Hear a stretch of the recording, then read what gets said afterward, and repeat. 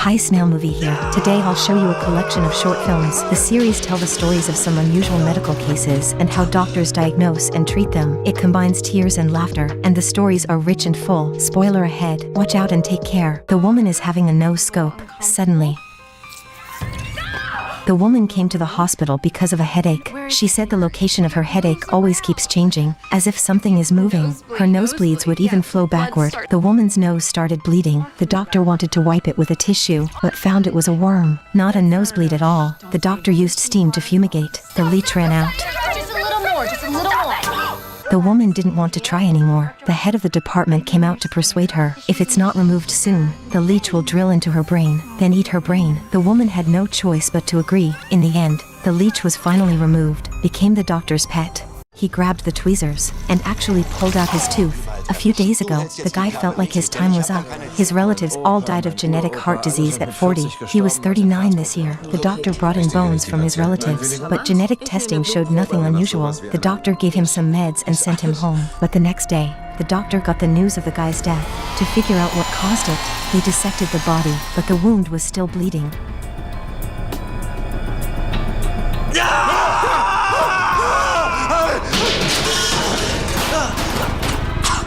They rushed the guy back to the ward, but now his teeth started hurting. Even painkillers didn't help. The guy couldn't take it anymore, so he pulled out his tooth, but the pain didn't go away. After scanning him, the doctor found a tumor in his brain, pressing on his nerves. After surgery, the guy quickly recovered. Dr. Sean took advantage of the patient being asleep and sneakily went through her bag. What are you doing?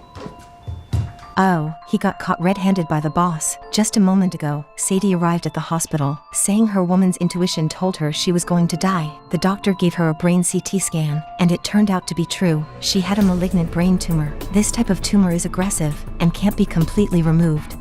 But Sean noticed something unusual from the scan and decided to investigate further. He found a bottle of antacids in Sadie's bag, confirming his suspicions. The woman didn't have a tumor. She just ate the wrong thing. Sean saved the day once again. The doctors were using an electric drill to drill the boy's foot. Surprisingly, the boy sat up and said, "Cool, just keep drilling. I'll take a nap." Then he lay down.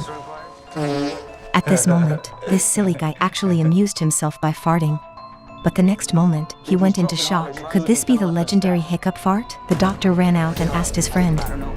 His friend said the boy drank 5 kilograms laundry detergent in 30 seconds to join a fraternity, then drank 1 kilogram alcohol. After hearing this, the doctor hurried to rescue the boy. The silly boy had it coming. The 60-year-old woman unexpectedly peed. After the doctor smelled it, he immediately asked her lie down, put on gloves, and started examining. Really? Are you sure? The woman's husband was baffled and asked the doctor what he was doing. Your wife is pregnant. The couple couldn't believe it. She's already in her 60s, and menopause has passed for several years. However, soon the baby's head was already out. Immediate delivery was necessary. Her husband quickly came forward to grab her leg and help with the delivery. Soon, the baby was born safely. It's just that the old man was a bit puzzled. When did she get pregnant? Was that 4th of July?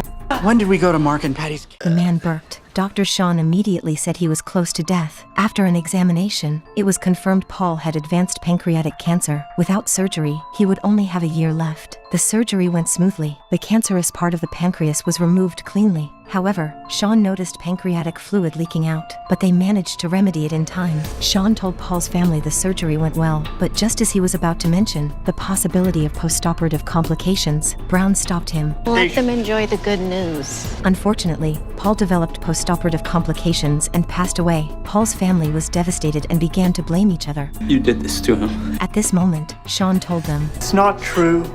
Paul wanted this surgery. When Brown asked why he lied, Sean said, When the truth can't help someone, we should lie. "Do you think Sean did the right thing?" The woman's belly is jumping, about to burst out, but her son says his mother is pregnant with an alien's child. The news quickly spread throughout the hospital. When the woman was examined, all the doctors came over to watch. The son looked at the alarm on the ceiling, said it was aliens watching them. He didn't stop until his mother called him. After the examination, the doctors found out the woman wasn't pregnant, but had a 10-meter tumor. To prevent it from bursting, surgery must be arranged as soon as possible. But the son felt his mother was threatened. In the struggle, he accidentally fell fell down the stairs. It turns out the man has paranoid schizophrenia. That's why he hears voices. To prevent the man from going out of control, the hospital had to arrange for them to have surgery together. What a touching mother-son relationship. The 80-year-old man got dumped by a 20-year-old beauty. He was extremely sad, turned green. Doctors had to transplant his organs, but when they checked the donor's x-ray, they found a tumor on the liver. The chief thought the surgery had to be cancelled. Other doctors believed there was no time to find another donor. If it was a benign tumor, it could be removed, then transplanted. Since the chief disagreed, the surgery had to be done without his consent. Although the chief found out before the surgery, it was also found the donor's tumor was benign and was successfully removed. After the organ transplant, the old man lay in bed. He recovered some color, but still thought about his 20-year-old girlfriend. Have you ever dated someone much younger? Other pregnant women give birth to babies, but this woman gave birth to a water egg. The doctor carefully examined the water egg and found that the baby inside was still moving. Just moments ago, the woman, only 22 weeks pregnant, began bleeding heavily and was rushed to the hospital. Upon examination, the doctor found the baby's heart rate was normal and the placenta was healthy. However, the woman couldn't control the urge to give birth. The doctor initially intended to use medication to stop the contractions, but the woman still gave birth a baby wrapped in amniotic sac. He's alive. And he's active. The doctor quickly cut open the amniotic sac and rescued the baby. However, it remains uncertain whether such a tiny baby can ultimately survive. The woman gave birth to 6 babies in 9 minutes. Each of them weighs less than 1 kilogram, thin and small. Just now, doctors challenged the most difficult cesarean section in history. The eldest is a girl and relatively healthy. The second and third are identical twins. They suffered mild asphyxia at birth and were immediately taken to the ICU shortly after. The fourth was born. His condition is not too good and requires further laboratory tests. The fifth has congenital spinal cord tethering and was immediately taken to the operating room. The sixth requires intrauterine delivery. This rare sextuplet delivery not only took only 9 minutes, but also all deliveries were completed smoothly in one go. Doctors brought all 6 babies to their mother's side. The couple couldn't be happier. With 1/4, 7 billion chance of all 6 surviving. Truly extremely rare. The woman had a fork in her neck, but she still had a smile on her face. It turns out, this fork was accidentally inserted when the woman was massaging her husband, but when the doctor heard her say, she felt a shock while under the table.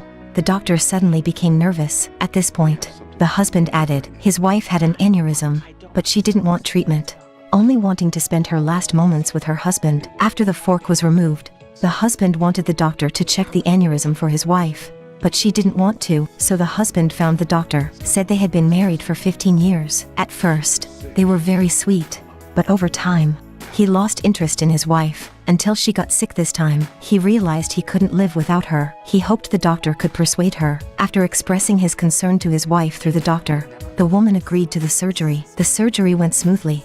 The two regained their former affection.